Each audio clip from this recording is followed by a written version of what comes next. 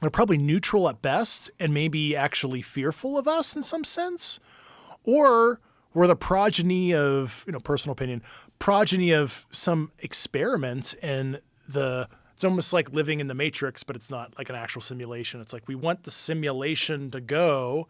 We don't want to intercede because we want to see what, Homo sapien sapien 2.0 is going to do after the Great Flood or something like that, right? Yeah. Yeah.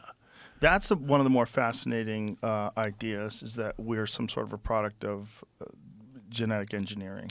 I honestly would not be surprised. I don't know that to be true, but we're so different than everything else is here. Yeah. So different, so beyond different. I mean, there's not another primate that is even reasonably close. I mean, if there's speculation amongst primatologists, and there's not even speculation. They believe that chimpanzees, in particular, have entered into the Stone Age. So they're at the beginning of the Stone Age. They're using tools, and there's obviously some learned behavior. Like there's some footage of orangutans using spears to hunt fish with. Interesting. Yeah. Have you ever seen that? No, I'm not. It's cool as shit. There's an orangutan that's hanging on a branch over a river or a body of water, and he's stabbing at fish with a spear, which is incredible. I mean, they're using tools. I mean, we know they use tools to extract, termites and the like. Look at that. I mean, that's crazy. How crazy is that? Mm-hmm. I mean, he's clearly hunting. Mm-hmm. I mean, he's going fishing in Borneo.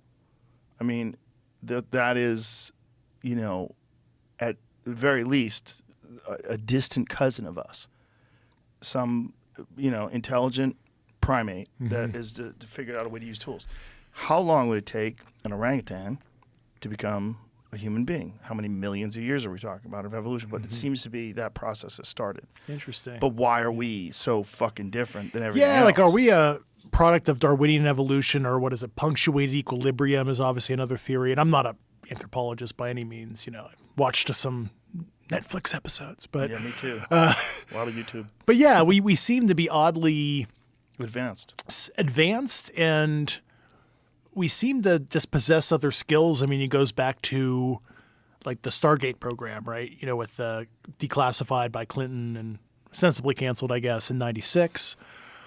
Where you had people trained in remote viewing, and like there was feedback loops to confirm what they saw was real, and either satellite imagery or human sources, where they sketched out a room of where there's hostages, and they got a hostage out, and they're like, and this is a real story actually, and they're like, did you have a source in that room? How do you know where all the corridors were and everything? And it's like, no, actually, Pat Price remote viewed you, and he's like, what the fuck? So there's something going on there, and that's like Gary Nolan, has studied a lot of this stuff.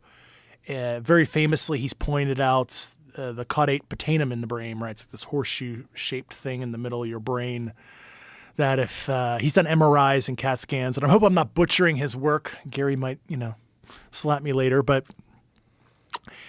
it lights up with people who have those kind of skills. They have like an overactive caudate putamen in the brain, and it's like, okay, well, is it a transceiver of some sort? I'm guessing that's the case. Is it an emerging property of human beings as we evolve? Exactly, and we're seeing just a few human beings that have this stuff, and then if it is a transceiver, where's the information? Is it in a higher spatial dimension, or how are they extracting? How are they able to basically be non-locality, right? They're able to like project themselves somehow, their consciousness, to and then this is a declassified example from Stargate, a Russian missile base, sketch the crane and where the silos are, what the status is.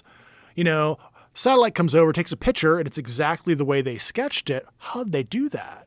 Like, it's certainly real because there is a feedback loop. Now, there's a lot of charlatans in the psychic space and all that, but like at least that government program, and I've talked to Halpurov and people who actually ran that program at SRI for the CIA, then DIA in the Army. And that seems to be in Men Who's Staring at Goats, right? Mm-hmm. The George Clooney movie's the famous movie based on the Stargate program. Seems to be legit as far as we can measure from a feedback perspective. What was the explanation for the discontinuation of that program?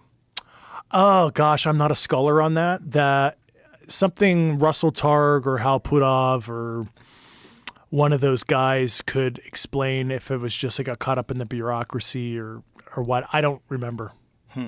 Yeah. Yeah. So the idea of that being an emergent property of human beings as we evolve has always been fascinating to me, because there's certainly something that goes on with human communication other than we make sounds that represent objects and physical things, Yeah. and that the other person interprets those sounds and understands it. There's communication between human beings that's Acoustic communication, like the symbol rate, if you will, is really slow. Like if you were able to consciously communicate, AKA, the hokey term like telepathy, right? And it's funny because that's what a lot of people espouse that have had, alleged contacts, right? A lot of the people that Dr. John Mack at Harvard studied over the years, where they felt like they were getting hit with like a QR code. It was like instant knowledge, or they heard like somebody speaking to them non-verbally in some way that they couldn't even conceptualize through, acoustic communication or talk, if you will. And it's